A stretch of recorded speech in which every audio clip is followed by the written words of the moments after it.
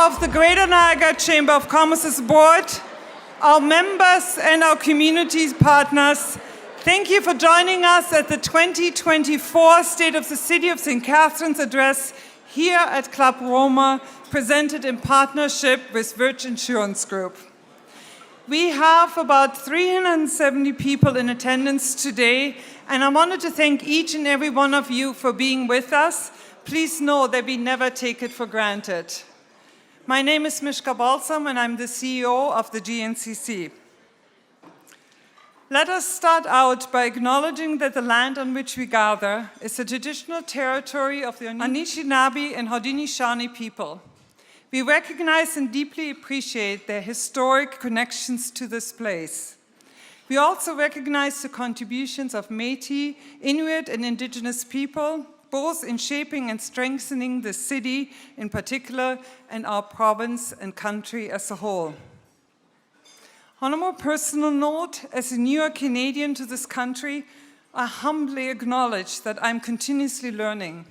I offer my sincerest respect and gratitude to the Indigenous communities, past and present, for their patience and understanding that I and we as a community actually strive to deepen our understanding and honor Indigenous territories and traditions. And now, here's a video by Electro Utilities, whose mission is to be the energy ally that customers expect them to be. We can see the world through open eyes and savor all the time before it flies. And every time you wake up, there's a new day that's calling out your name. Come join the game. Well, that's life. Take what comes along the way. That's love. Let it grow stronger every day. There's joy as the days go passing by. There's hope, a better life for you and I. We take our dreams and fly. Together we can try, that's life. Well, some things in this world were meant to be, like living life in peace and harmony. So follow where the road will lead you. Hand in hand we'll make our dreams come true. Enjoy the view, oh, that's life. Thank you. At this time, it's my honor to acknowledge the dedication and tiresome commitment of our elected officials who are with us today. We have representation here from MP for St. Catharines, Chris Biddle's office, and the MPP for Niagara West, Sam Oosterhoff's office. We're also privileged to have with us the Niagara Regional Chair, Jim Bradley, Mayor for the City of St. Catharines, Jim Diodati, Mayor for the Town of Lincoln, Sandra Easton, and Regional Councillors Joyce Morocco, Sal Sorrento, and Tim Rigby, as well as St. Catharines City Councillors Don Dodge, Carlos Garcia, Matt Harris, Robin McPherson, Bill Phillips, Mark Stevens, and Welland City Councillor Adam Mood. And somewhere, this is my deep hope, also our guest of honor, Mayor Mat Siscoe. Otherwise, the agenda will look very different than what I'm hoping for. We want to thank each of our elected officials and their colleagues for their unwavering commitment to St. Catharines and Niagara. Thank you.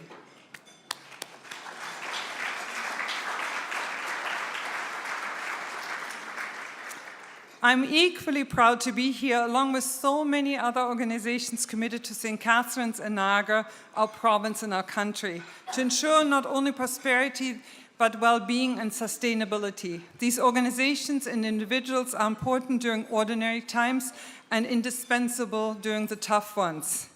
Building a sustainable, thriving city and a sustainable, resilient future will need open dialogue.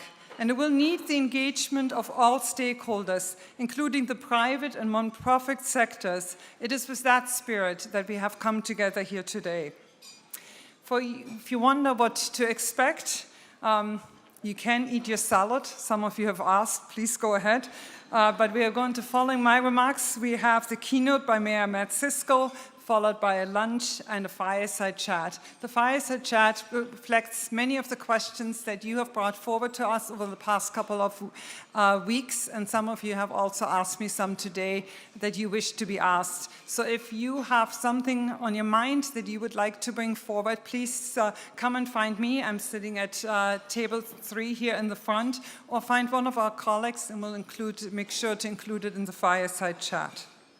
But before moving forward, let me acknowledge our partners who've made today possible.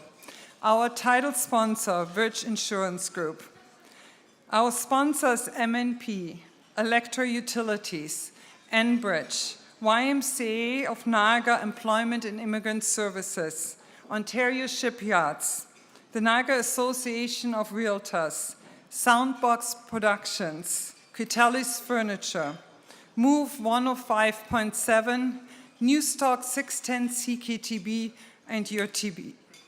And also from GNC's board, we have with us our Vice Chair, Steve Otten with Meridian Credit Union, Jeremy Dunn with HOPA, the Hamilton Oshawa Port Authority, Luis Romero with BDC, Bruce Peaver with KPMG, and Mark Nantel with Niagara College. Thank you to all of you.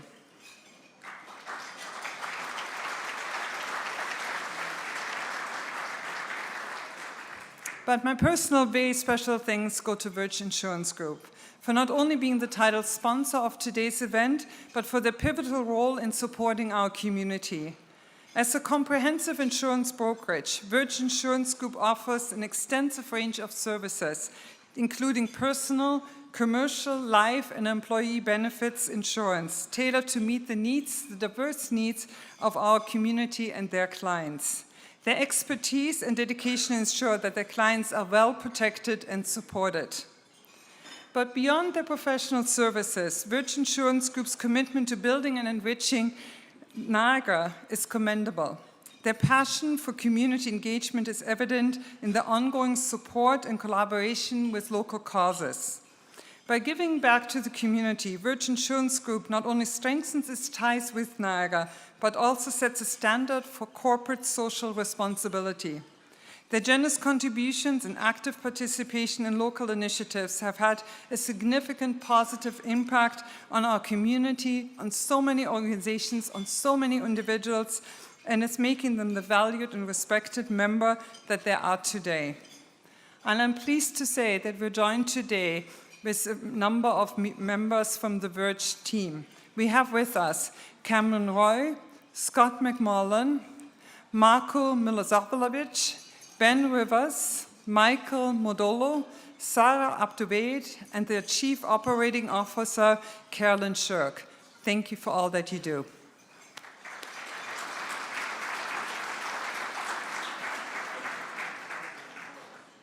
And now it is my pleasure to introduce Mat Siscoe, who assumed office in November 2022 following a distinguished tenure as a council member for the St. Patrick's Ward, where his passion for community service flourished. His journey to leadership was not without challenges, yet his unwavering dedication led him to fill the vacancy on regional council left by the late Sandie Bellows. Beyond his political roles, Mayor Siscoe's roots run deep in education, having spent 15 years shaping young minds as a high school physics teacher. His commitment to youth extends way beyond the classroom, as evidenced by his involvement in coaching various youth sport teams and volunteering for Out of the Cold. Under Mayor Siscoe's guidance, St. Catharines has seen remarkable progress, notable through initiatives like the establishment of the St. Catharines Outreach and Engagement Fund, a testament to his dedication to supporting local nonprofit organizations and fostering communities' well-being. Family lies at the heart of Mayor Siscoe's values, along with his wife Chrissy Sadowski and their 4 children, Xavier, Kenan, Darius, and Sophia. Their experiences, along with the countless students he has taught, have inspired his vision of creating a city where the next generation thrives. And aren't we all interested in that? Mayor Siscoe's leadership extends beyond municipal boundaries, serving as treasurer for the Great Lakes of St. Lawrence Cities initiative and actively contributing to the Municipal Finance Subcommittee for Ontario Big City Mayors. He He also chairs the Niagara Transit Commission, underscoring the commitment to accessible and sustainable transportation solution. In collaboration with his fellow council members and city staff, Mayor Siscoe remains steadfast in his pursuit of a vibrant and inclusive community, a city we can all proudly call home. I will ask you to join me in welcoming Mayor Mat Siscoe as he shares his insights on the state of the city and our collective journey towards a brighter future. Ladies and gentlemen, Mayor Mat Siscoe.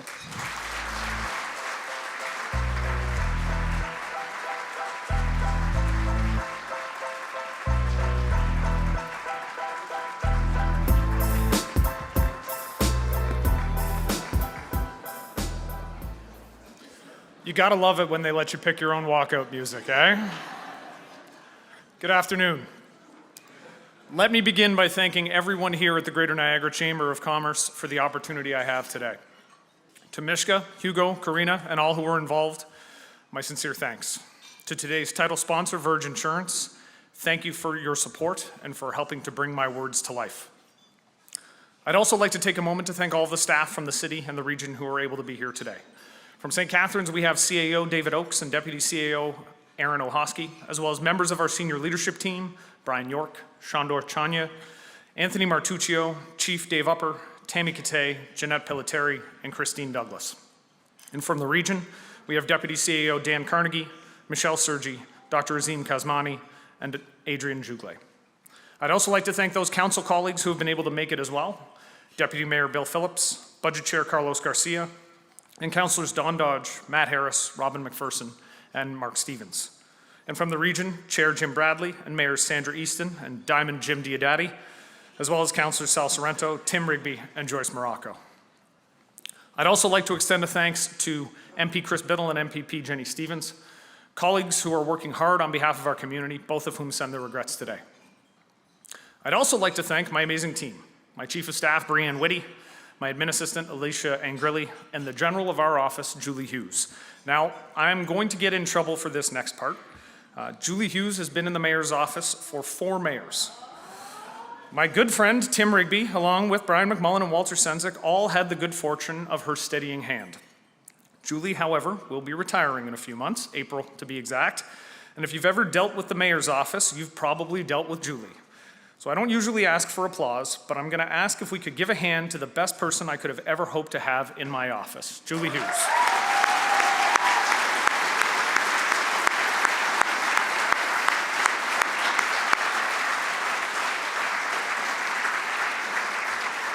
I am in so much trouble when I get back to the office.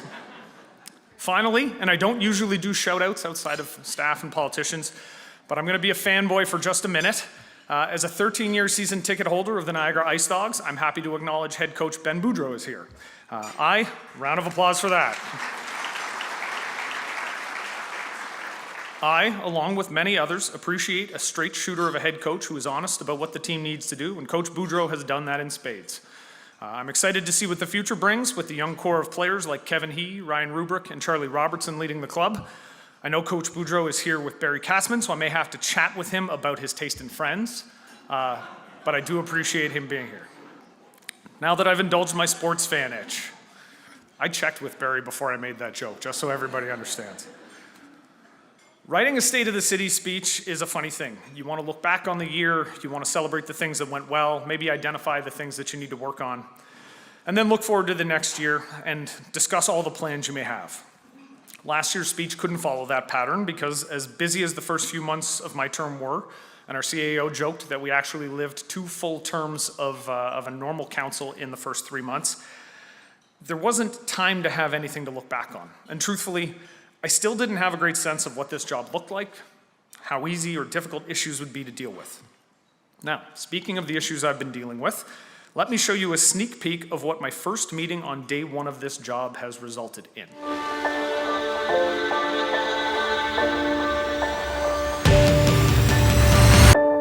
Take me under your wing, crack of thunder, as a wild bird sing. You can hear hunger crying out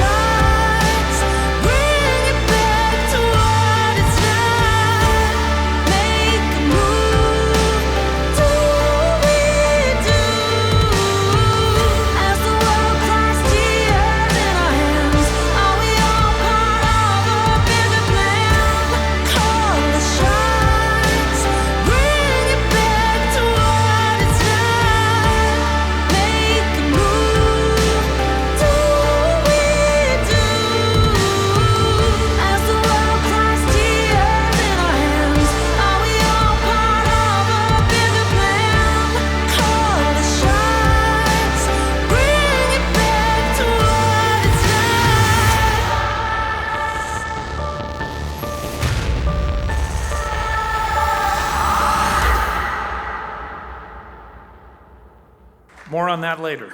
Now, a little more than a year in, I think I'm more grounded. Our council has some significant wins to celebrate. We've met our challenges head on, we've dealt with them, and I think the city is in a better place because of it. And so as I reflected on the year and thought about what I believe is to come, I can't help, even with all the strife and all the uncertainty in the world today, to feel a sense of optimism for where our community is headed. And that optimism comes from all the different places that this job takes me. I joke that about 3/4 of my job is simply meeting people and learning about what they do. Maybe that will ease off in the coming years, but if I had to describe my first full year in office, meeting people would be at the top of the list of how I spend my days. I'm going to take this moment to thank the folks in our Economic Development Department, led by Brian York, for making sure I get to understand the business community and their issues as well as I can. The ECDev team also helped guide me as I work on advocating to upper levels of government, identifying the areas where the biggest impact can be felt by the largest number of businesses and residents in our city. When we talk about business in St. Catharines, a lot of people's minds turn to the big companies in town, and there's a lot of room for optimism for those big employers. There's General Motors, a company near and dear to my family's heart, as well as thousands of other families in St. Catharines, a company whose pension power continues to lift so many in our city. We got great news in the past year when GM announced that their new Ultium line of drive motors would be built here in St. Catharines. I had the opportunity to meet with the new GM Canada president, Christian Aquilina, last week, and heard about how the plant on Glendale is being retooled to get ready for that new product. It was good to hear at that time that St. Catharines continues to be one of the most productive and efficient plants across North America, a testament to the hard work of so many St. Catharines and Niagara workers. I gave Christian my commitment that the city would continue to build on the partnership that has existed for more than a century, and will continue to advocate for increased investment in the auto sector and our homegrown success.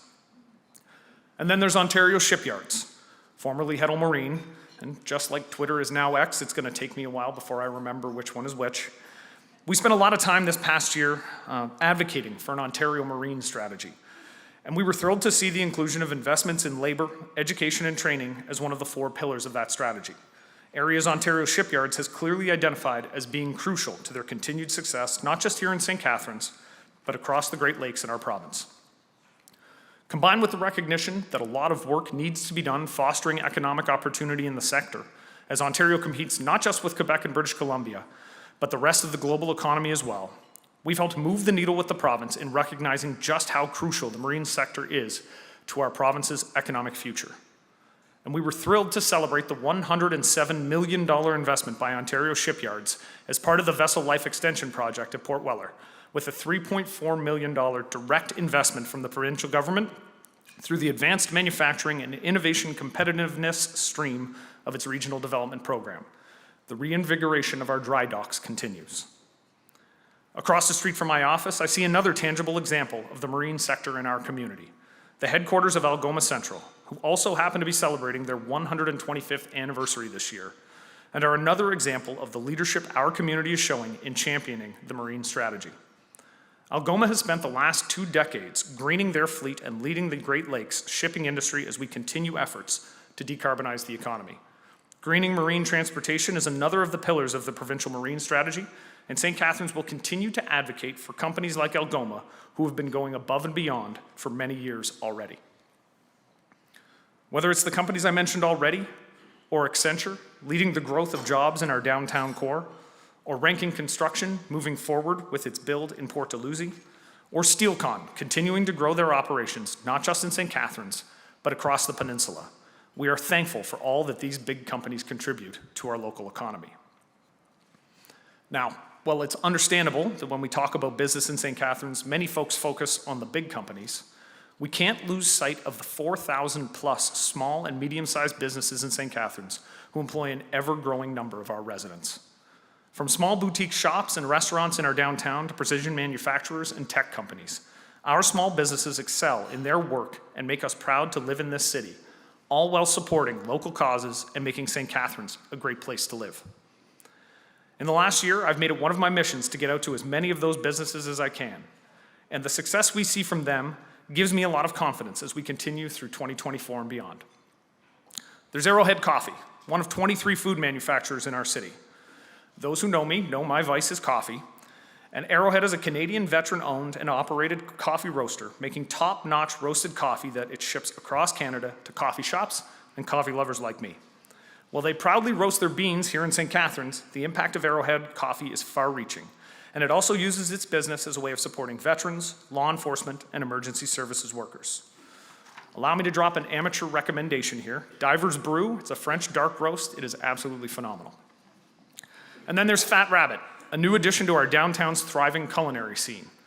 This restaurant and butcher shop has made the east end of downtown its home with chef Zach Smith, who has run kitchens across the country, most notably in Toronto's Bar Raval, as well as Matty Matheson's Meat Plus 3 in Fort Erie. You get another recommendation from me here, the pastrami sandwich, you have it with, the breakfast sandwich, you have it with pastrami. You won't be disappointed, one of the best things I've ever eaten. Let's talk about Anger and Artistry, a community-minded hair salon and barber shop located at 146 James Street in our downtown. They're in the business of self-esteem building through conversation, pampering, and great hair. Their promise is, we will fight for your hair's right to party. You won't get a recommendation from me on this one. I've had the same boring haircut since the mid-'80s, so I have nothing to say. And then we've got Crispy African Market, an all-in-one African Nigerian food market. Olayinka is passionate about building community, and her store has become a central hub for the Niagara African Caribbean Culture Organization, a group whose mission is to support, celebrate, and inspire refugees, new immigrants, international students, and people of color in our community. She's a force of nature, and I feel blessed to know her and to be able to count on her honest opinion every time I see her. And what about manufacturing? Manufacturing has long been a cornerstone in St. Catharines' economic vitality, and for more than 7 decades, FBT Inc. has been a leader in precision manufacturing, providing clients with contract manufacturing services, focusing on highly engineered, tight-tolerance, precision machined components. Their multi-million-dollar expansion project, announced this past summer, reaffirms FBT's confidence in St. Catharines. And the investment of the Forstinger family is making will contribute significantly to Niagara's continued economic recovery. While government support from our economic development team, including the St. Catharines Enterprise Centre, is necessary to continue supporting the growth of small business, so too is support from the broader community. In doing so, you're supporting your neighbor, a newcomer, a recent graduate, or a family member or relative who is contributing to the betterment of our community. So understanding the business community has been a major focus of my first year. But as I'm sure everyone in the room will agree, it is not what generated the headlines. The challenge that has dominated our conversations has been a part of almost every government announcement or new piece of provincial legislation, continues to be the focus on housing, making it easier to get it approved and easier to get it built. And here too, even though there are challenges, there's optimism to be found as well. I spent a lot of time with my provincial and federal counterparts. We've been as honest as we can be when it comes to housing. There are aspects we can control, and there are aspects we cannot. My overriding message at City Hall has echoed what our staff has always preached. Let's focus on the things we can impact and be prepared to take advantage of the opportunities that present themselves. That's why the first major initiative of this term of council was to endorse, unanimously, our housing pledge and strategy in the first quarter of last year. But it is important to recognize what we can't control. The reality is that at a time when the whole country is focused on getting more housing built, interest rates have gone in the exact wrong direction to make that a reality. Those high interest rates increase the cost of borrowing for both home buyers and developers. For home buyers, higher mortgage rates and larger monthly payments, which reduces affordability and demand for homes. For developers, the increased cost of financing makes new projects more expensive and less profitable. This has led to a slowdown in housing construction as developers wait for financial viability. In the meantime, reduced construction activity is making the housing shortage worse. Now, while we can't control what happens with interest rates, that doesn't mean we've given up. We're pushing for policies that will move the residential construction market forward. A few weeks ago, I had the opportunity to sit down with the Deputy Governor of the Bank of Canada and stated in no uncertain terms that interest rates need to start coming down when inflation was under control. The most recent inflation announcement seems to be moving us in the right direction. We'll continue to push for the rate cuts that we know are so desperately needed to start getting shovels in the ground. But what can we do in the meantime? In terms of what we can control, we've taken a number of steps to be sure we're ready to start working with developers and the private sector when rates start to fall. The city's Planning and Building Services team, led by Tammy Kate, has worked diligently to develop and implement a new building portal with online application ability. The department has taken the lead in a number of different areas to modernize how we deal with development applications, and they will use some of the recently announced Housing Accelerator funds to continue those efforts. That recent announcement of $25.7 million in Housing Accelerator Fund investment, in fact, is proof of the hard work being done here in St. Catharines. Those funds, in addition to the modernization efforts, are going to allow the city to continue to clear roadblocks and make it easier for developers to get in the ground in the coming months and years. The programs we identified in our HAF application make it clear that we have a plan to get housing built. The plan includes managing our infrastructure in such a way that allows for greater housing intensification in different parts of the city, a problem we've been dealing with for several years and now have some capacity to properly address. We're going to be able to incentivize the continued build-out of missing middle housing, that accessible, entry-level housing that will make it more affordable to get started in the market. Our plan also calls for more collaboration with housing stakeholders across Niagara. Dubbed the Housing Innovation Hub, we aim to harness the interconnectedness of housing, regional economic development, and global trends like the impact of international students on housing capacity. The hub is intended to serve as a catalyst for creativity, sustainability, efficiency, and resilience. The biggest part of our plan, however, revolves around the new Municipal Development Corporation, approved in principle by Council and now awaiting the full business case to meet the legislative requirements. The MDC is our opportunity to work with the private sector and nonprofit partners to develop housing and mixed-use, transit-oriented development on surplus and underutilized lands. In my discussions with the development community, I know there are a number of willing partners ready to start working with this entity as soon as possible. Federal Minister of Housing, Sean Fraser, has been very clear. Only the most ambitious cities would receive federal funding through the HAF. The City of St. Catharines, through the application created by staff and the changes willingly and pretty much unanimously passed by Council, has demonstrated our desire to be ambitious. We appreciate the federal government's willingness to support us directly in this task and their confidence in our ability to get the job done. When we look at how these new developments are proceeding, we can see evidence across our city of ground being broken, foundations being poured, and homes being built. On Oakdale Avenue, Drew Toth and Elevate Living continue apace on their 3-story build, a new style of residential construction that stresses affordability. While on the West End, the Royal Tuscan development on Vansicle Road rises from the ground with what will eventually be a showpiece development for our city. These and other projects add to our totals being tracked towards our provincial goals. And while I don't have any big news to share today, keep your eyes peeled in the coming weeks about how we're doing with respect to the Building Faster Fund. Once again, optimism abounds. Now, while housing and the issues around it have been front and center, there's a closely related issue that has been garnering headlines as well. We know there is a homelessness epidemic ongoing in our community and across not just the province, but all of North America. While we've looked at what best practices exist across municipalities, we've also had to recognize that some municipality is going to have to create the best practice, and that might have to be us.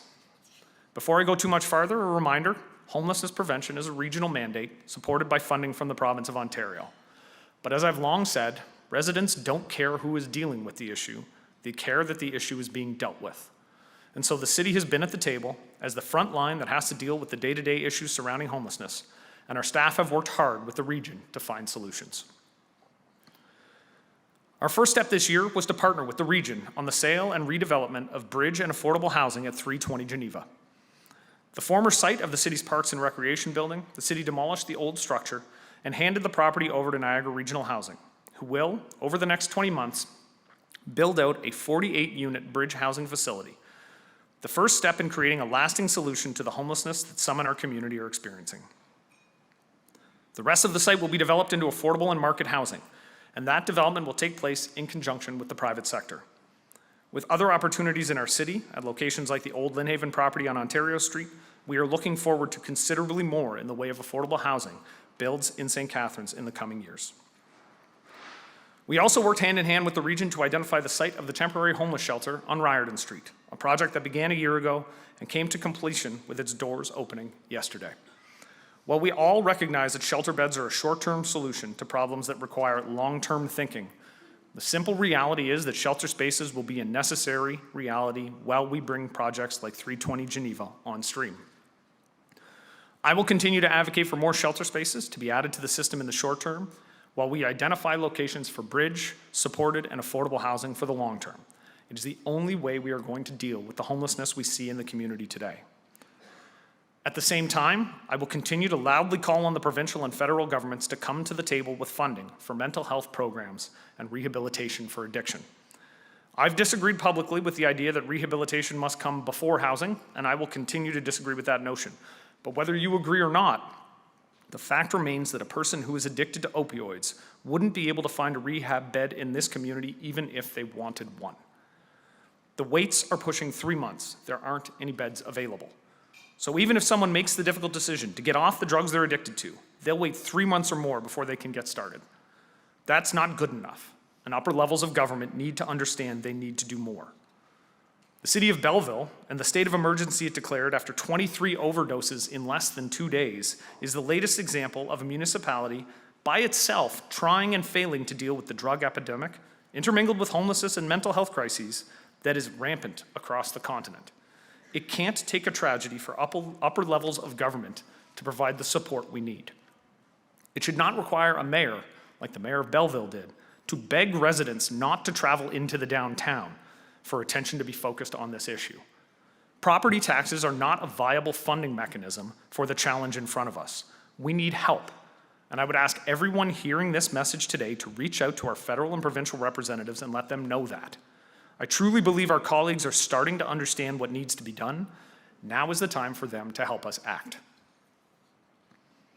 We're making strides in other areas on the social side of things as well. We introduced the SCORE Fund this year, the St. Catharines Outreach and Engagement Fund that my office uses to help support groups and events, large and small, across the city, using the dollars raised from charity events like the Mayor's Golf Tournament.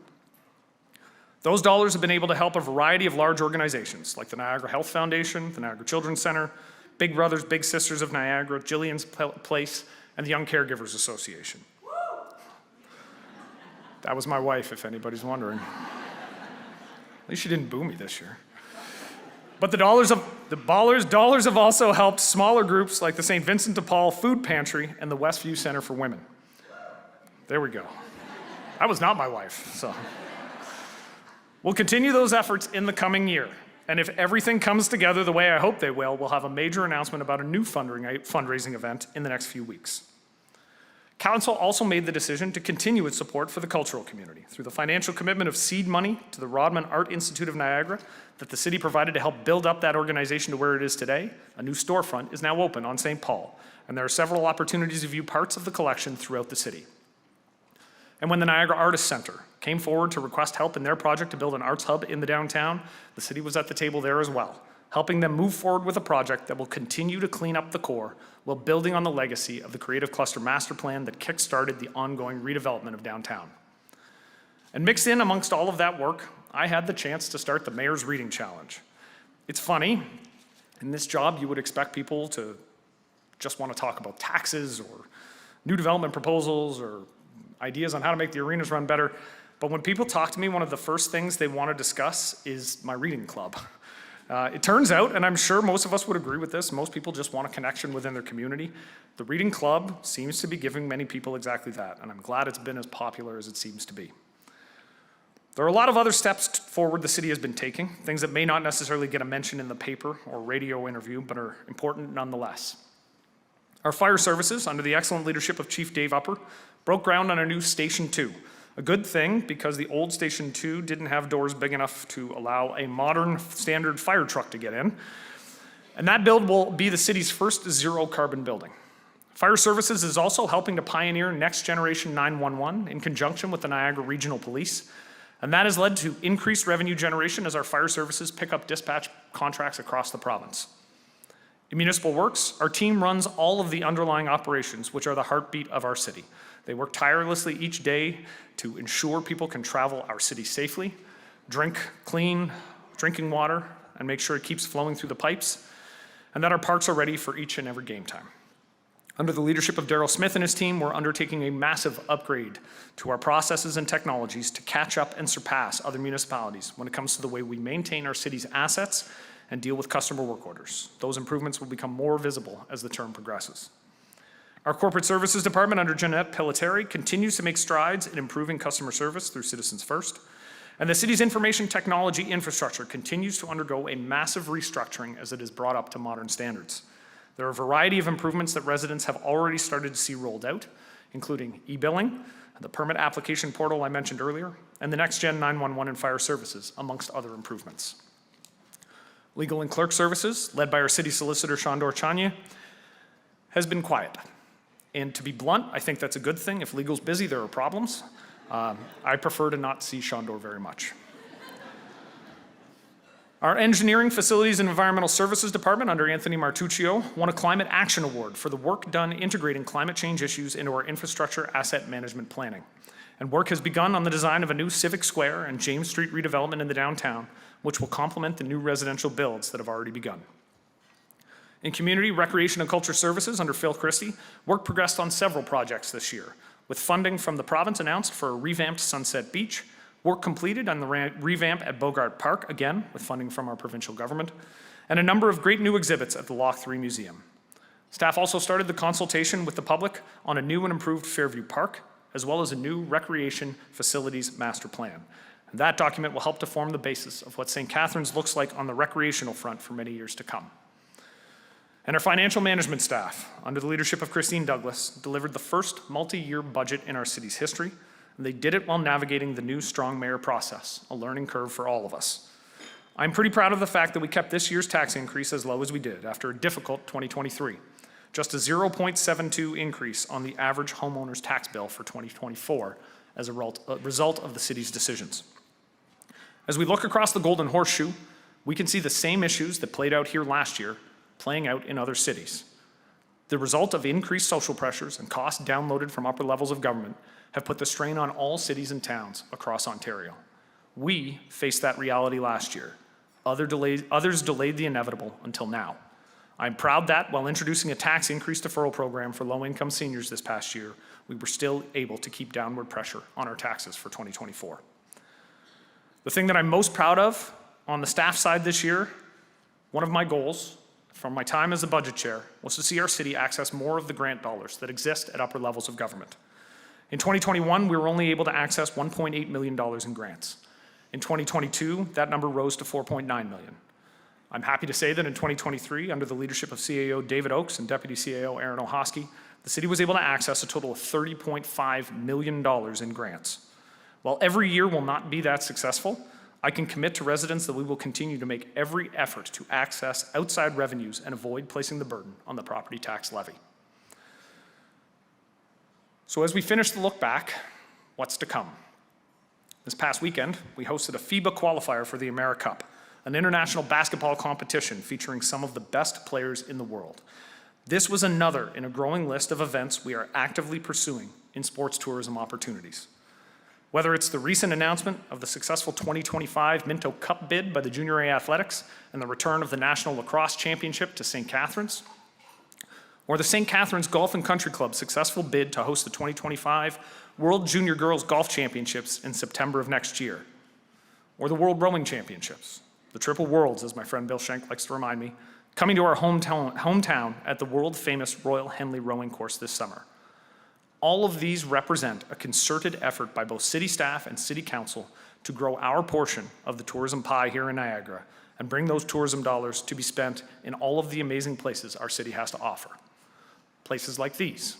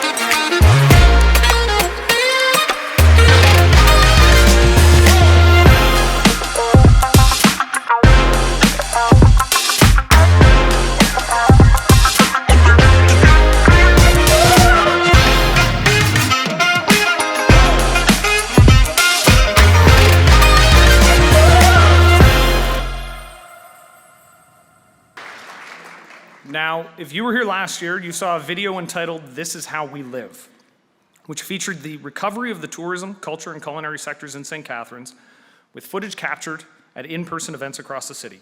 The video from last year was recognized, along with the City of St. Catharines, as a leader in economic development with a provincial award of excellence for the work we do in promoting the city as a year-round destination for marquee events. The work our amazing ECDev team does to feature our experiential elements continues with the video we just saw, another episode in our This Is How We Live series. In collaboration with Foregrounds Media and Giant Shoe Creative Agency, the video we just saw, along with others in the series, will highlight the different facets of our incredible destination city. All of this and more in the economic development world has been made possible by steps our council has taken, specifically with the introduction and success of the municipal accommodation tax.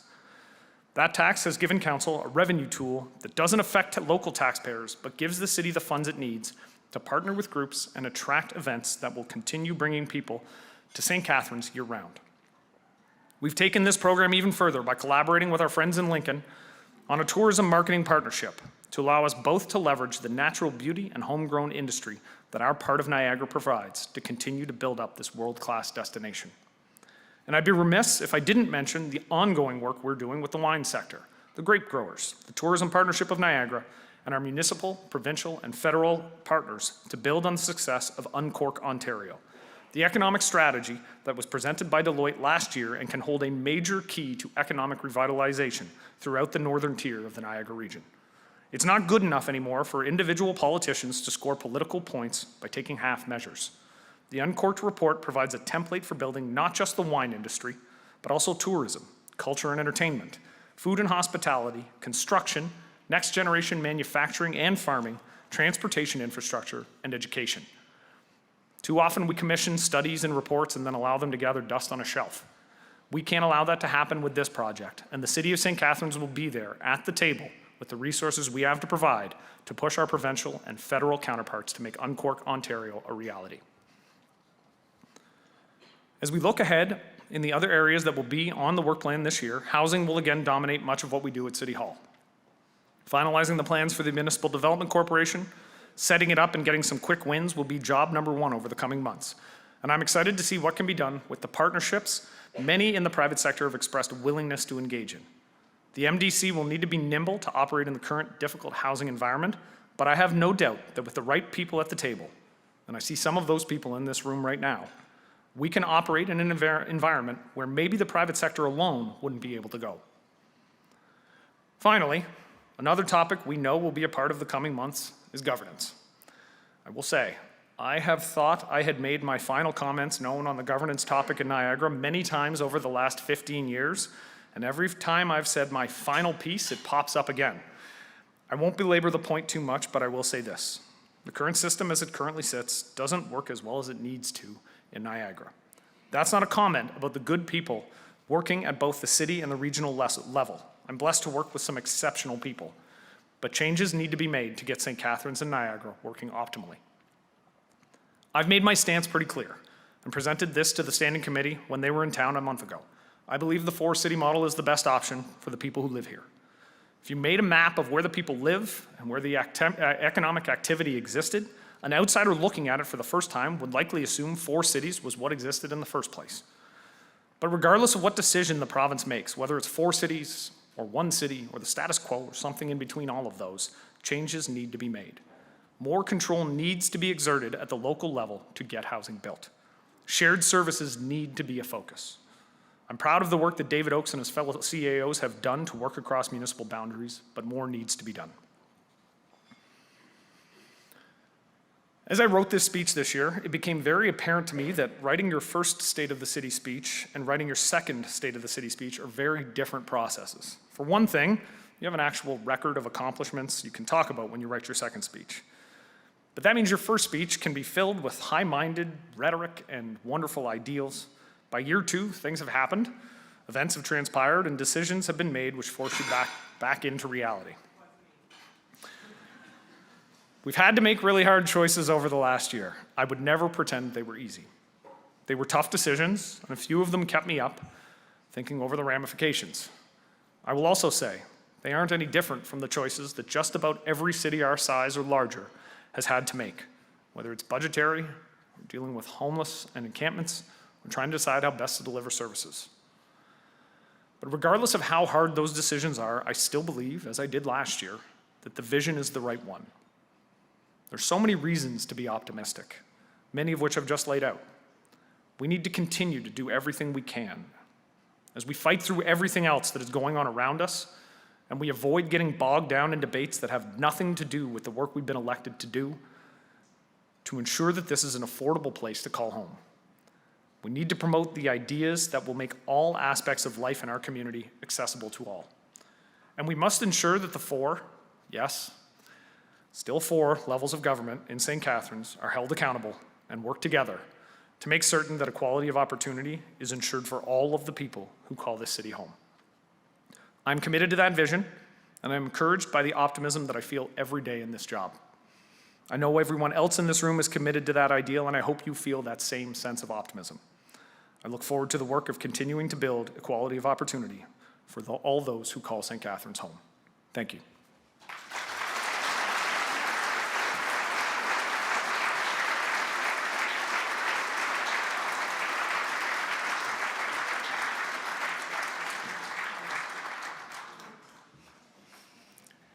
Thank you very much, Mayor Siscoe. And at this point, lunch is ready to be served, but just as we're getting into it, I would also like to acknowledge that we're just about to see a video by Enbridge. Enbridge's goal is to be the first choice of energy delivery company in North America. They are a diversified energy company committed to help accelerate the global transition to a cleaner energy future by advancing new low-carbon energy technologies, including hydrogen, renewable natural gas, carbon capture, and storage. But what drives them as a company are their values, as it does with most of you within your own organizations. Their values speak of safety, integrity, respect, inclusion, and high performance. And that is the driving force behind everything they do, and that motivates them each and every day. On this note, here's Enbridge's video, which will be right followed by lunch. And then shortly after 1 o'clock, we will conduct the Fireside chat. Looking forward to it. Thank you. Even if you can't see it, energy innovation is all around you. Energy systems are evolving, working together to bring you clean, affordable energy that's there when you need it. Today, sustainable, reliable energy keeps you warm with innovative technologies like hybrid home heating, where electricity and gas work together to keep you secure and comfortable, even on the coldest days. Home heating is also being powered by energy from the earth and the sun. And renewable natural gas made from food scraps is blended into our existing system to fuel your family's hot breakfasts and warm showers. Innovation is transforming how you move. From clean energy for your daily commute to green public transit powered by renewable natural gas. For heavy-duty vehicles that can't be electrified, cleaner compressed natural gas lowers emissions immediately to deliver the goods you use in your home and at work more sustainably. Energy is also evolving where you work.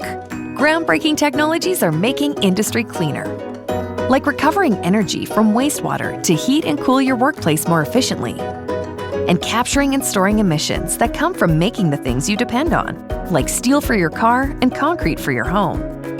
Advances in low-carbon hydrogen, created from surplus electricity, will also help power heavy industry and more. There are so many reasons to be optimistic about tomorrow today. For us, innovation comes naturally. Visit enbridgegas.com/sustainability to learn more.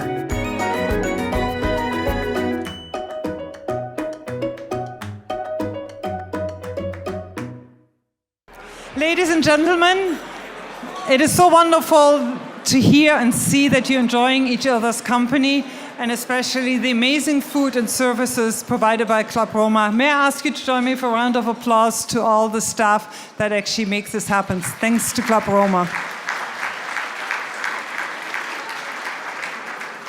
And I also want to express my thanks. Some of you have come up with some very unique fireside chat questions you would like me to bring forward. And on that note, I'm going to ask Mayor Mat Siscoe to come and join me. Thank you. just looking at the questions and the comments that you had brought forward, I really distinctly feel they fit into almost 4 specific buckets. And the first one is probably looking at, is St. Catharines set up to meet the demands from today's demands as well as tomorrow's? So it's looking at that aspect of it. The other one, you touched on housing. There are a couple of questions that have come forward related to housing, infrastructure, and the significant infrastructure gap that we are experiencing not only here in St. Catharines in Niagara, but across Ontario and likely Canada. And then the last question is regarding municipal governance review and your respective comments towards the 4-city model. So those are kind of the way I think we're going to shape the conversation, and I hope I will do justice to all of your questions that have come forward. But I'm going to start on a little bit of a lighter note, and that has to do, you and your wife, Chrissy, a couple of years back, Let's say a couple of decades back. A lifetime ago, climbed Mount Fuji in Japan. And I was wondering, and that's significant, it's the tallest landmark, the tallest mountain actually in Japan. And I can imagine that to do this, it would take endurance, persistence, a vision at the same time. And so then I'm looking at moving the clock forward to today. This day, you sitting here, 2024, this marks your completion. You will complete your 2nd year. You're in the middle of your 1st term as mayor. Any parallels between those two? So I enjoy this. I think it's an interesting visual. My wife and I, before we were married, climbed Mount Fuji. We actually did it, this is a bit weird, 2005, we did it as a fundraiser for the Niagara chapter of the MS Society. So that was sort of my first introduction to St. Catharines and the Niagara community. If I was going to draw a parallel between that and what I'm doing now, climbing Mount Fuji, there's a cloud cover, but eventually you get through the cloud cover and you can see the top. I don't know in this job if you ever, maybe you get above the cloud cover. I don't know if you ever see the top. I think it's a constant climb, being the mayor and being a part of city council, being a part of regional council. It's an interesting job in that the goalposts kind of always get moved. Like once you've accomplished something, I'll use the Housing Accelerator Fund as an example. Once you accomplish something, you've managed to put together the application and advocate appropriately, get the ministers on board, the funding announcement gets made. As soon as the announcement's done, okay, now you've got work to do. And so you've accomplished what you wanted to accomplish, but it has simply created new goals that you have to keep moving forward. So that's why I say I think the cloud cover keeps moving up and you never actually get to the top of the mountain, but that's okay. Life's supposed to be a bit of a climb anyways. I think it is too, actually. So why not going from there in the easiest topic that we have, and that's related to housing. You spoke about the housing pledge, council's improvement and commitment to that aspect of it, and recently you moved forward with creating the Municipal Development Corporation. We have a couple of people here in our audience who are developers, builders involved in the real estate market. What does it mean for individuals? What will it look like? And is there a place where the private sector can get involved in it? So there's definitely a place where the private sector can get involved. The MDC was, I would argue, the showpiece of our HAF application. In conversations with the federal government, they identified it as something they were going to start looking at as a best practice for other municipalities. And I quoted Minister Fraser during my speech. I said, he's indicated he wants the most ambitious communities to be getting the federal funding. This was a large part of the ambition that they identified, was this idea of the municipality creating this arm's length corporation, giving it the underutilized, the surplus lands that we have, potentially collecting some of the underutilized and surplus lands the region has, the province has, because the province has indicated they're willing to do that, and then partnering with the private sector. I think the most important piece of this is to understand the MDC is not just the city going out and building things. It's not going to work if that's all that happens. We need to have partnerships with the private sector. So we're waiting for the business case to come back to council. We're going to talk about what the governance structure looks like at that time. We know there will be, membership from city council and some city staff, but we also know the private sector is going to have to be involved in the running of that municipal development corporation as well. And private sector involvement is the only way this works properly. I had mentioned that, I've had conversations with folks in the development industry and the building industry about how they want to be involved, whether they're, strictly in the business of building for-profit housing, if they're in the business of building with nonprofit providers. They've all indicated a willingness. But if the private sector is not deeply involved in what we're doing, I don't think it works. Then it's just the city trying to build more housing, and the truth is we don't have the fiscal capacity to be able to do that in the big enough numbers that we would need to make a dent in the housing crisis. Thank you very much. We're looking forward to getting the update and being part of it at the same time. You had mentioned also in your speech talking about that it's not only maybe the red tape that sometimes we are pointing to or the private sector is pointing to, but it's also the current situation, economic and social situation we're finding ourselves in that is actually hindering some of the projects to move forward. And we're fortunate enough today to be joined actually by Brock University's President and Vice Chancellor Leslie Wigg and Niagara College's President and CEO Sean Kennedy, because they're critical in providing the labor force, the challenge that so many businesses are facing right now, the labor force for businesses in Niagara and beyond Niagara at the same time. But businesses are also facing high interest rates. They're facing the labor shortage I've just mentioned. They're looking at supply chains that have been interrupted. And then I'm looking at municipalities and saying some things we can address, but we also need all levels of government to actually support the housing that needs to move forward. So if you would sit here with a provincial or federal counterpart and saying, what would be your ask to them to saying, how can Niagara move this forward? How can St. Catharines move this forward? Okay, there are no provincial or federal politicians in the room right now, right? I just don't want to get yelled at. No, actually, we have representatives of Sam Oosterhoff's and Chris Biddle's offices here, but they both are not here. Listen, I think the fundamental reality is that the province and the feds need to be at the table. They have to be a part of the solution. You mentioned Niagara College and Brock University, and I mean, they are feeling the crunch when it comes to housing, just like municipalities are. They're trying to house their students, and we want those students in the community. I hear a lot of pushback in other parts of the province that I haven't heard here, thankfully, but pushback in other parts of the province that they want to try and blame the universities or the colleges. Not a chance. In our community, like an absolute net benefit to the city of St. Catharines, the region of Niagara, having Brock University and Niagara College and the skilled workforce that they are developing for our community, we need to be partners with them and the good work they're doing, because the housing crunch affects us all. But that requires, the province to open up the purse strings when it comes to post-secondary education to a greater degree. And I appreciate the announcement that came yesterday, but more needs to be done because right now we just have not given the fiscal capacity to our post-secondary institutions to be able to deal with the demands that they have. So that's not so much on my role as the mayor directly. It's something that I can continue to advocate for. And I know, when I'm at AMO talking to Minister Dunlop, I have this conversation with her regularly that the province needs to continue in that effort to properly support, our post-secondary institutions. The province and the federal governments both have, there was some clap there, so I appreciate the small amount of applause. But the province and the feds need to be at the table during this conversation, because the simple reality, the federal government has all of the fiscal capacity that is necessary, and the provincial government has the ability to change the rules and change the legislation to make these things easier to get done. They need to be a part of the solution. It can't just be left to municipalities. It's not going to work the way everybody wants it to if that's the case. At last year's, and we are joined today by Chair Bradley, which is really nice to see, and a number of regional councils. At last year's State of the Region, there was an announcement made also of shared services. And I'm coming back to the point of how can municipalities help each other across Niagara. And you mentioned in your speech the sense that we need to collaborate across Niagara.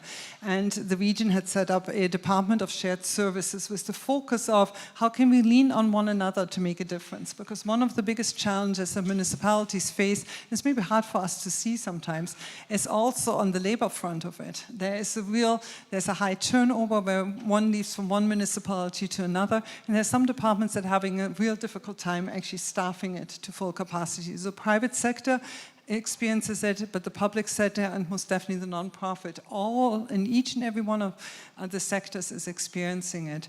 So my question there is, there's always, and I'm looking at the housing end of it, is there an opportunity to build one building inspection department? This has been a suggestion that has sometimes come forward to create and remove that two levels, and often or sometimes maybe competing comments that are coming forward to make it easier to create the housing inventory that we need. I think the idea of a common building department it's being looked at.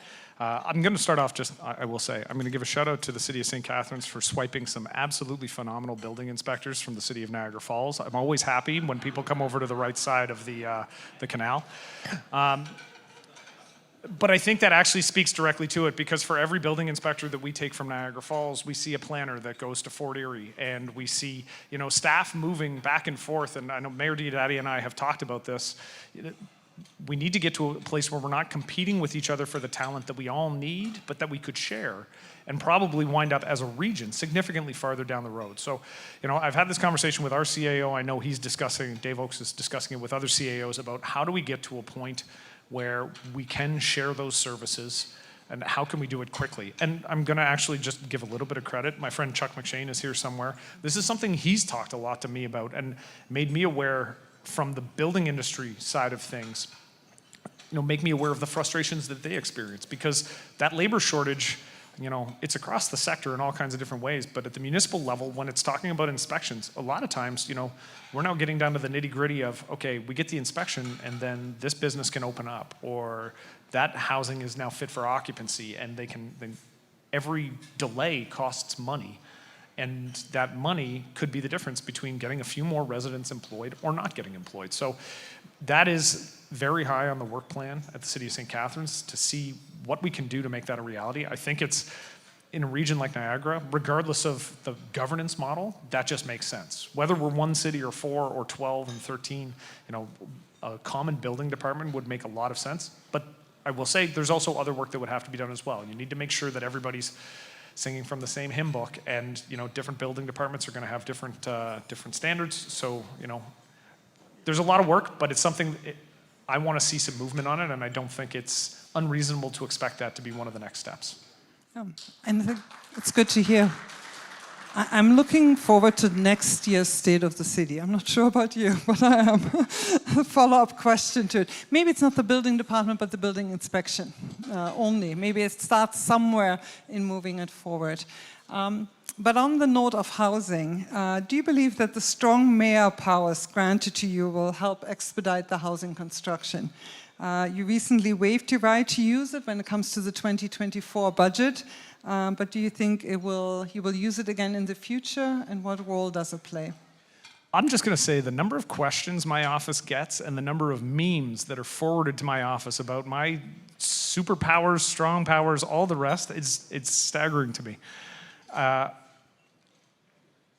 think that there are municipalities where the strong mayor powers are going to make a big difference in those municipalities being able to move forward. I made a point of mentioning this in my speech, though, when I talked about the initiatives that we've taken.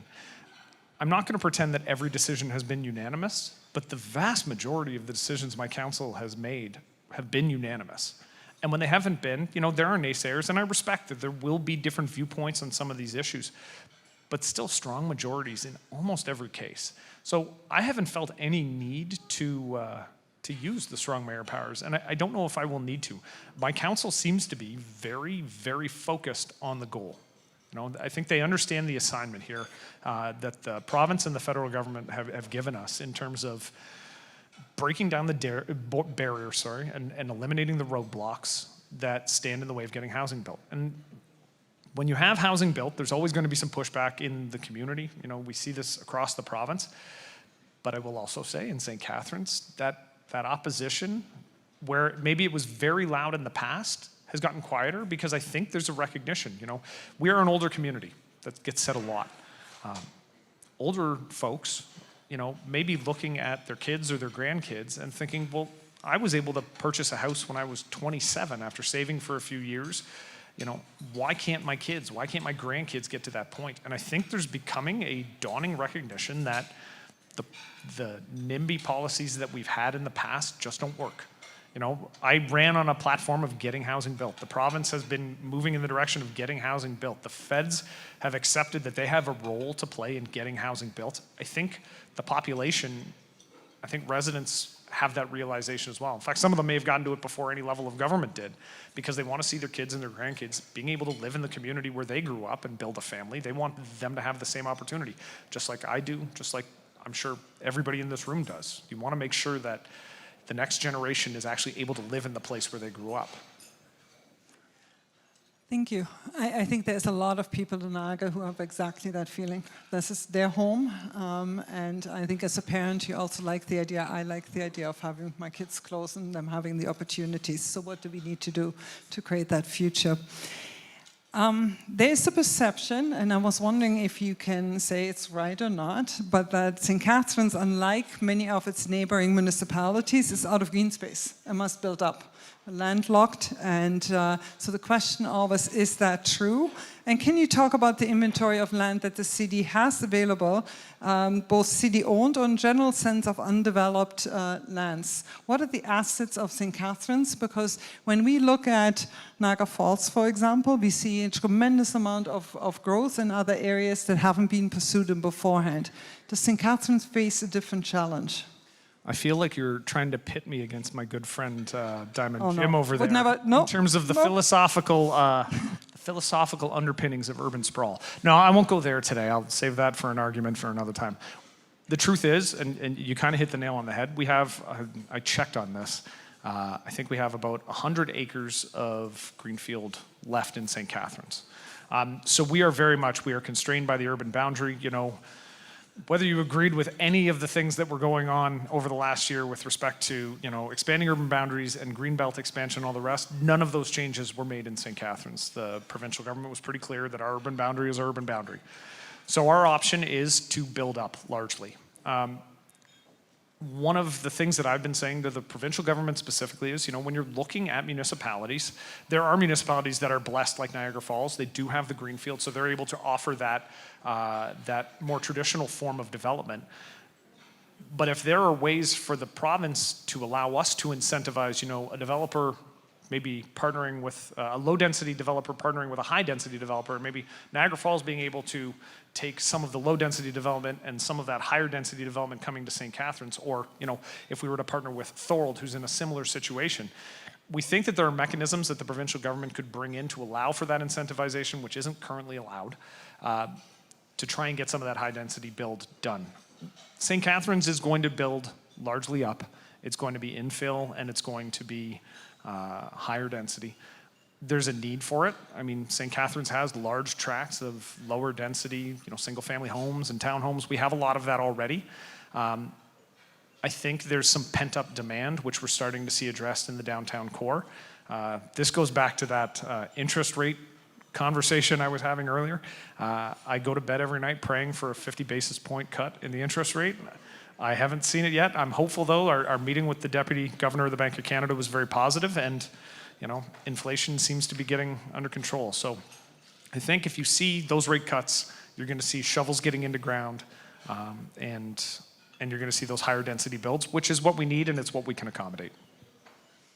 I think this is a really good segue actually to talking about infrastructure and infrastructure gaps, because we can want to build anything we want to have, but we do need to have an infrastructure in place.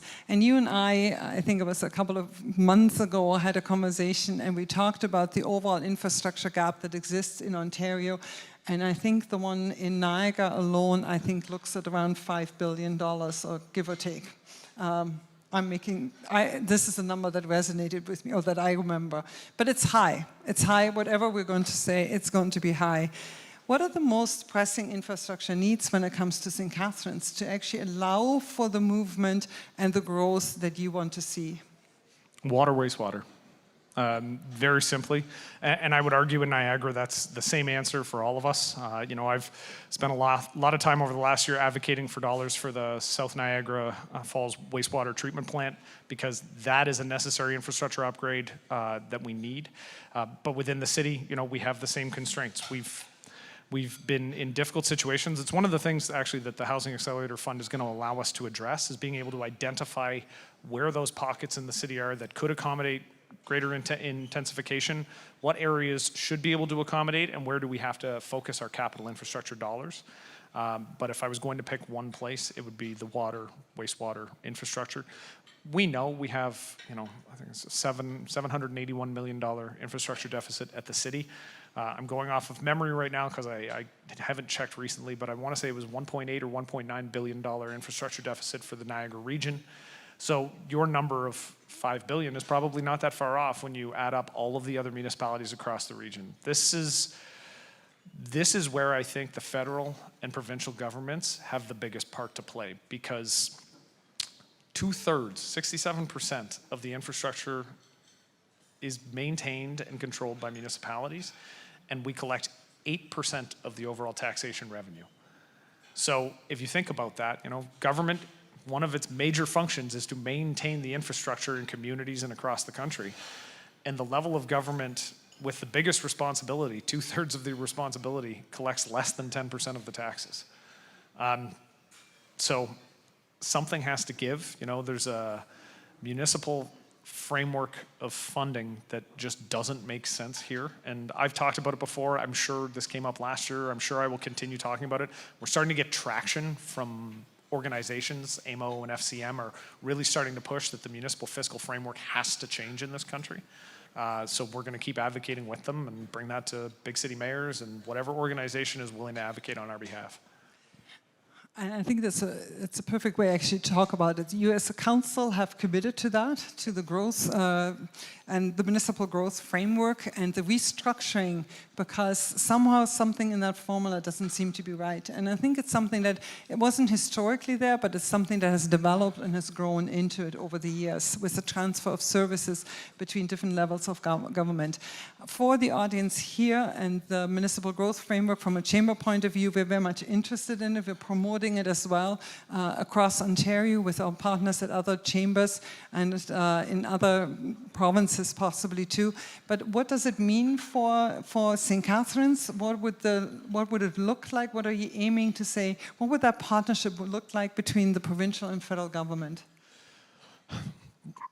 A little bit of history is probably important. I'm going to go back to the 90s because the 90s are really when the imbalance became absolutely greatest. And you're right in that a lot of it was just a function of costs being pushed down to the lowest level, right? The federal government was in a crisis, a debt crisis, and so you had a finance minister of the day making sweeping cuts, and some of that was downloading to the province. The province did something similar. They sweeping cuts with a lot of cost pushed down to the municipalities. In Ontario, that's 2 levels of government, so the regions and the cities have wound up carrying an ever-increasing amount of the costs for services that have always been, traditionally anyways, provincial or federal in nature. And so that's why we find ourselves where we are today. It's why we have things like emergency offload delays at the hospital, because the provincial funding isn't necessarily where it needs to be. It's the reason why we have a lack of affordable housing, because the federal co-op programs were canceled back in the 90s, and no more federal co-op housing has been built. When it comes to the fiscal framework, there are lots of things that could happen. I sit as I'm the treasurer of the Great Lakes St. Lawrence Cities Initiative, which is a bi-national organization on both sides of the Great Lakes. And we have been pushing the federal government for several years now to establish a dedicated funding mechanism for water wastewater. Because I identified that as St. Catharines' biggest infrastructure need, Niagara's biggest. It's probably everybody's biggest infrastructure need. And again, the costs skyrocket, but they are maintained at the municipal level, the level of government that is least able to pay for it. The federal government has made strides. The Canada Water Agency was announced last year at $400 million towards initial efforts, but we need something along the lines of, and I can never remember what it's called now, the gas tax, but for water. We need something along those lines to be able to fill that gap, because that dedicated funding mechanism will allow us to do better long-term planning. It'll allow us to identify, in our situation, where we have the choke points in the system to allow for greater housing intensification. But that dedicated funding is absolutely integral to being able to make that happen, because otherwise we're forced to put it on the property tax base. And anybody who's ever heard my rant about property tax is the most regressive way to create revenue. It's a terrible mechanism for municipalities to raise funds, because most people buy their biggest, best house in their best years of earning, and then progressively over time, their earning potential drops. You retire, you take a pretty massive cut, but you're still living in that house that you bought at the highest point in your earning potential. And so you're being taxed based on the value of that house. That's not the way we should be doing it. Now, I can't fix the way we assess taxes to fund municipalities. I don't think any government would ever be willing to alter the fiscal framework that much. But it gives you an idea of the struggles we run into, and especially in a community like St. Catharines, like Niagara, where we do have an older population. And I mentioned the pension power of General Motors. We are thankful that it is here in our community. We know that it has provided good pensions for a lot of people in town, but that doesn't change the fact that the dollars they're bringing in on an annual basis are less than when they were, in their prime earning years. We can't depend on that property tax base and those assets. That's not the way to run a city, and that's, the upper levels of government have all the power in this respect. So I'm glad that it's making traction at the Federation of Canadian Municipalities and the Association of Municipalities of Ontario, Ontario Big City Mayors, all of these groups, LUMCO, everybody is trying to get the attention of upper levels of government. The infrastructure crisis that we're going through now and the big numbers we're seeing are the end result of this funding imbalance, and something's going to have to be done.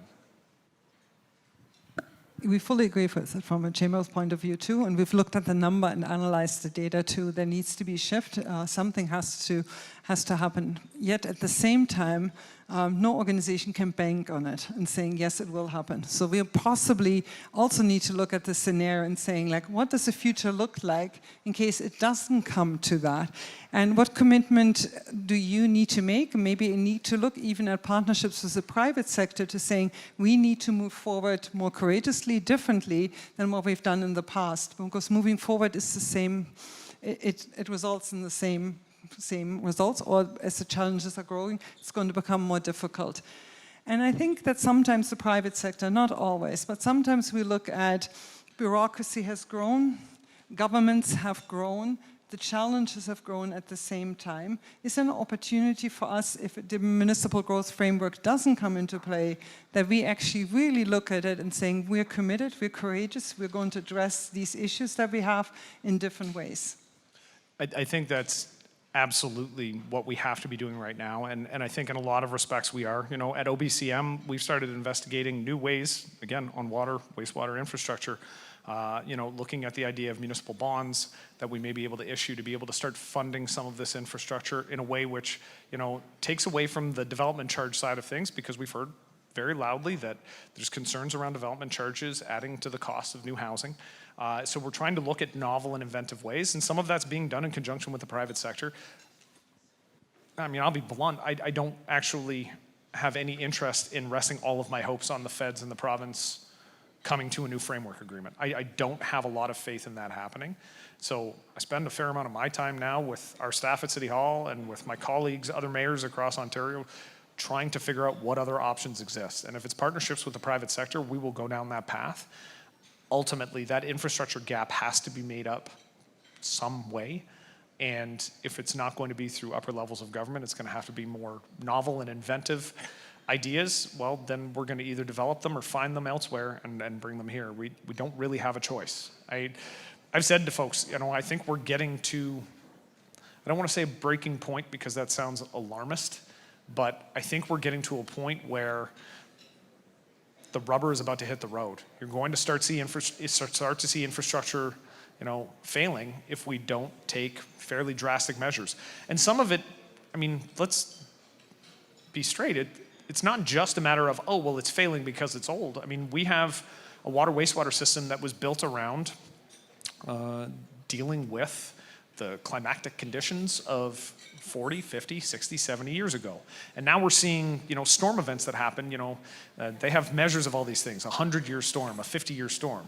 We're seeing 100-year storms happening every couple of years.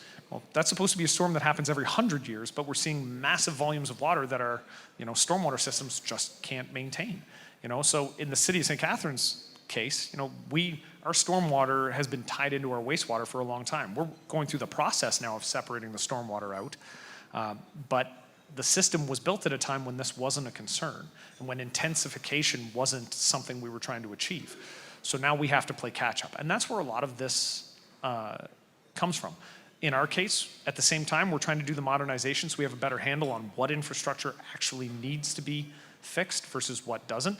And our staff are working through that process day in and day out.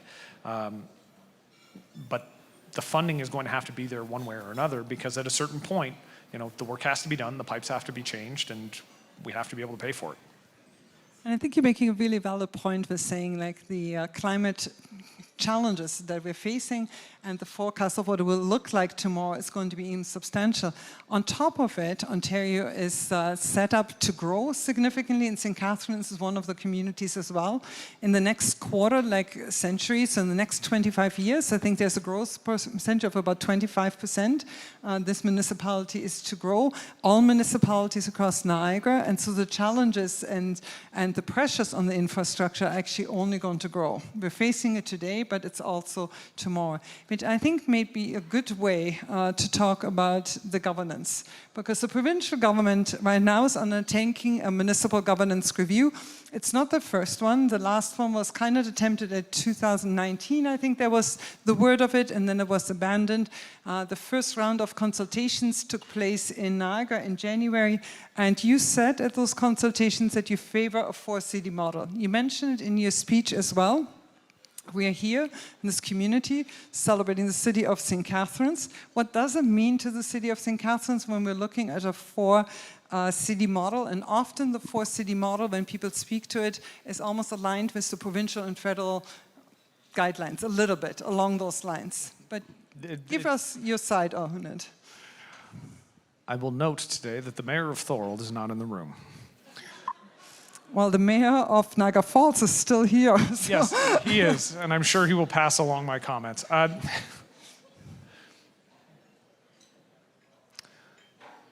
start by saying, and I'm going to be an absolute realist in this, anybody here reads Paul Wells? He has Rules of Canadian Politics, and Paul Wells' first rule of Canadian politics is, the most boring outcome is the most likely outcome. And I think, unfortunately, that this will fall along those lines. The most boring outcome is the status quo, and I fear that that might be the most likely outcome. With that said, I, like my friend in Niagara Falls, has said we believe in the 4-city model. In the city of St. Catharines, that would require a forced amalgamation. I've made this comment, I made it earlier today to someone else in this room.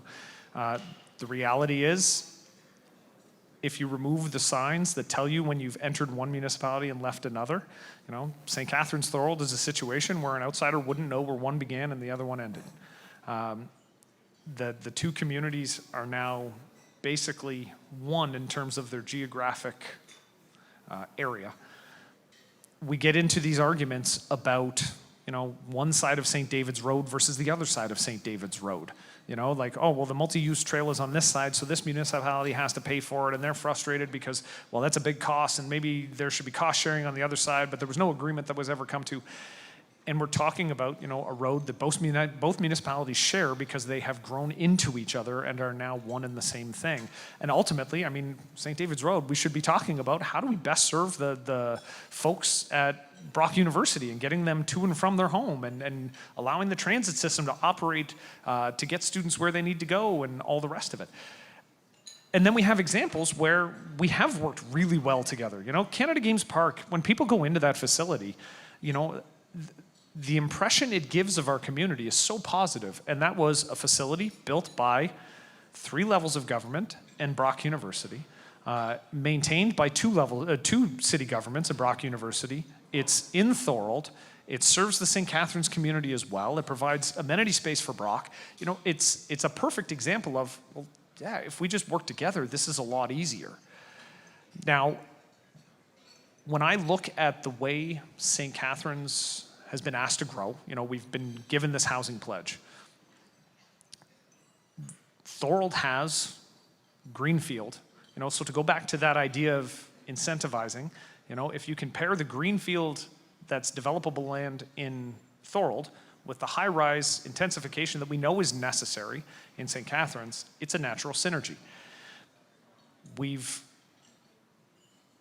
St. Catharines, when St. Catharines ran the transit system for itself in St. Catharines, we provided the transit services into Thorold.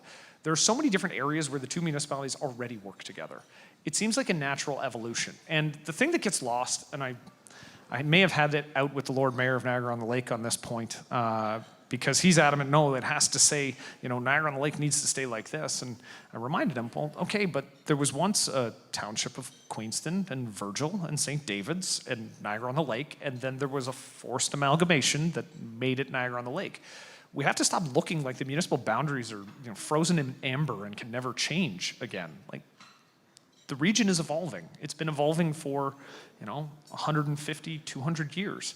It's going to continue to evolve, and our governance structure has to evolve along with it. And that's also my answer when folks say, well, what about one Niagara? I can totally see the benefits to one Niagara, but I don't think the region is there yet. To borrow a really good analogy, if someone says, oh, that 7-year-old is going to be an NHL hockey player someday, you don't slap him on the ice and let him play for the Leafs. It might be an improvement, I don't know, but... Sorry, the Senators and the Sabres fans in the room are liking that. I got a clap from the chair, so I'm happy. But you don't put them on the ice in an NHL sweater and say, now you're an NHL hockey player. There's development that has to happen. I think we're still at that stage. Maybe 50, 60 years from now, we might be in a situation where one Niagara totally makes sense, but I don't think we're there now. And, like I said, if you mapped out where the people live and where the economic activity is, and then you hand it out to someone from outside of Niagara, they might look and think there's 4 cities already, just because of the way multiple municipalities have grown into each other and become a part of one another. Because it's not just St. Catharines Thorold, like it's happened across the peninsula. So I think we have to be willing to evolve it. I know that change is difficult. I know that it's gonna make some people uncomfortable, and I know it's going to make some people very angry. I promise you, my office gets the emails every time this topic comes up. But I think it's a necessary step. And if Paul Wells' rule holds true, and the most boring outcome is the one that comes, well, then we've got to keep doing things like the Canada Games Park and Niagara Regional Transit, and we've got to keep stitching this region together as best we can with the natural places where it makes sense. The tourism marketing partnership with Lincoln is an example. It makes no sense for St. Catharines to try and market what we do while Lincoln tries to market what they do, but we do it separately. We're right next to each other. Our streets run from one to the other. We share natural features. We share the same industries. It is a natural synergy for us to go down this path. I've said from the very beginning, governance change, the structure of the governance is not going to happen at the local area or regional municipal level. It's going to have to come down from the province.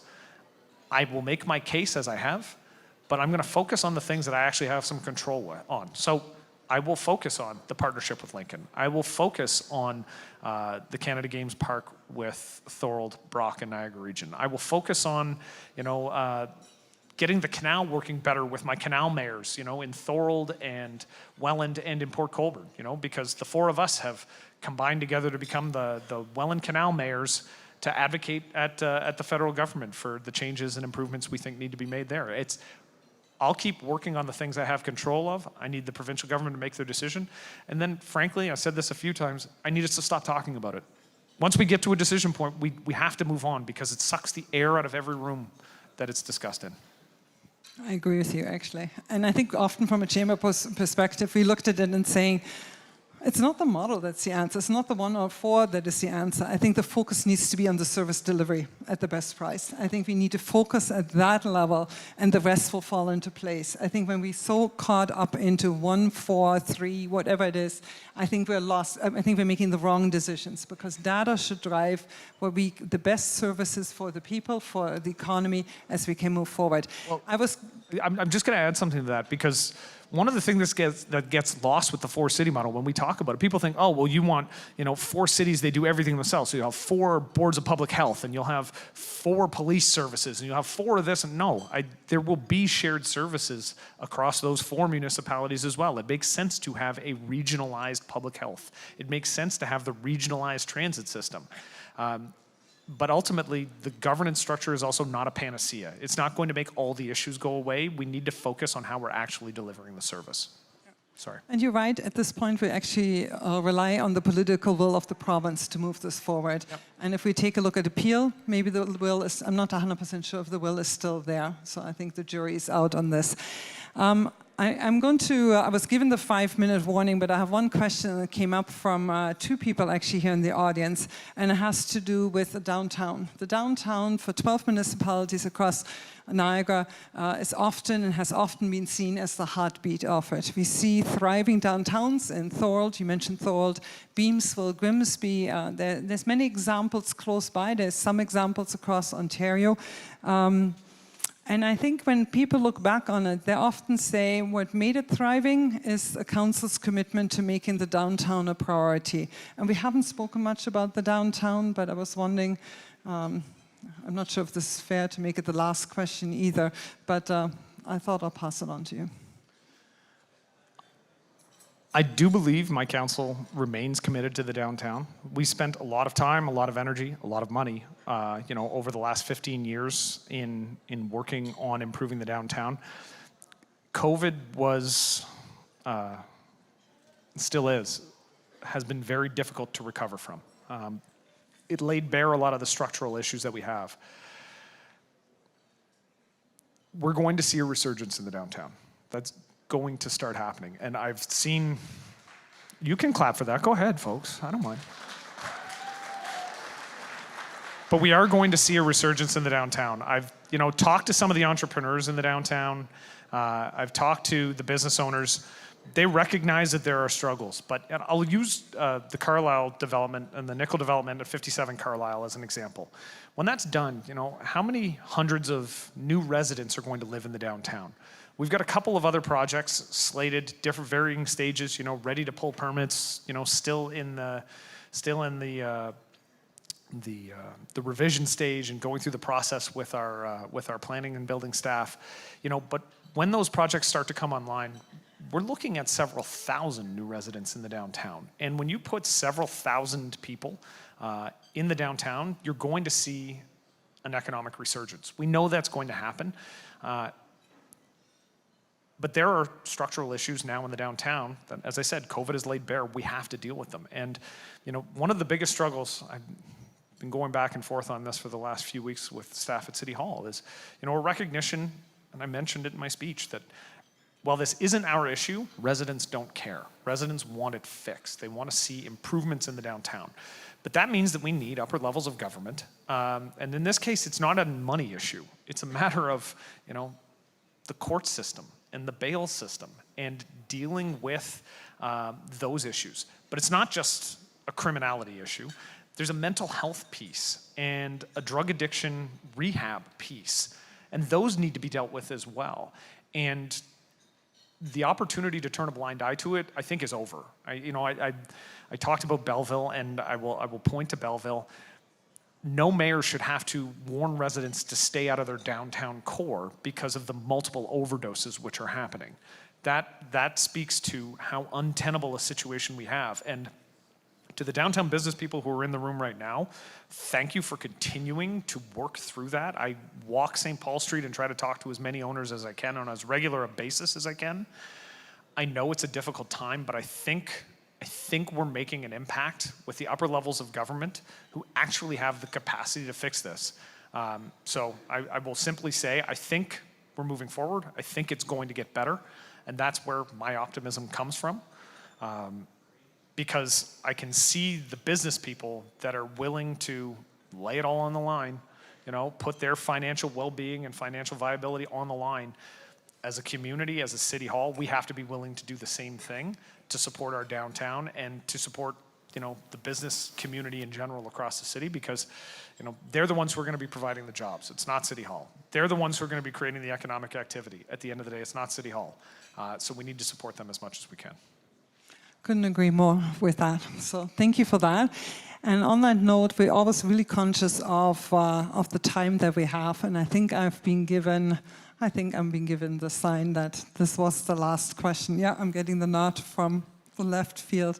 On the downtown note, I also wanted to just point out that we have Colleen Smith with us, who is the first Ontario Performance Arts Centre. And when we look also at the number of investments and the treasures that we have actually in Meridian Centre and so many other areas in downtown, and then we're seeing the growth, I think I'm optimistic with you too. And I think that actually mirrors what a lot of business people say too. So, on that note, thank you for the opportunity to actually sit down with you. We appreciate it year after year. I appreciate all of your suggestions of what to ask, what themes you wanted to touch on. And on that note, it is my great pleasure to actually ask Lisa Taylor with the Niagara Association of Realtors to come forward with some remarks. Thank you. Well, thank you. What a great discussion today, and some really valuable insight from you, Matt. So thank you. I appreciate that. My name is Lisa Taylor. I'm the president-elect for the Niagara Association of Realtors. And we are really here today with a lot of gratitude and admiration for the progress made in the city of St. Catharines for advancing our community's housing initiatives, and with special thanks to Mayor Siscoe. Recently, the city of St. Catharines took a significant step forward to passing zoning bylaws to support up to 4 residential units on lots around the city. This decision represents not just a change in policy, but a commitment to addressing the pressing issue of housing attainability in our region. On behalf of the 1,500 members of the Niagara Association of Realtors, I commend Mayor Siscoe and the City Council for their vision and determination in making this happen. It's through the collaboration of efforts like these that we can create meaningful change and improve the quality of life for all our residents. Our work does not stop here. We understand that there is still much to do, and for this, we are eager to continue to work closely with Mayor Siscoe and the City of St. Catharines to develop further policies and initiatives that support our goal of housing attainability for residents of Niagara. Thank you, Mayor Siscoe, for your service to the city, and thank you to everyone here today for your ongoing support and commitment for the betterment of St. Catharines and Niagara. Thank you.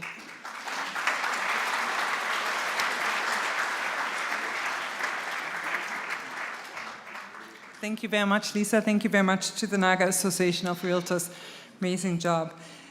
Actually, a day like today is only possible because of the partnerships we have. So my thanks go to Verge Insurance Group for being the title sponsor of today's lunch, and to our sponsors, MNP, Electro Utilities, Enbridge, YMCA of Niagara Employment and Immigrant Services, Ontario Shipyards, the Niagara Association of Realtors, Soundbox Productions, Cretelli's, Move 105.7, News Talk 610, CKDB, and Your TV.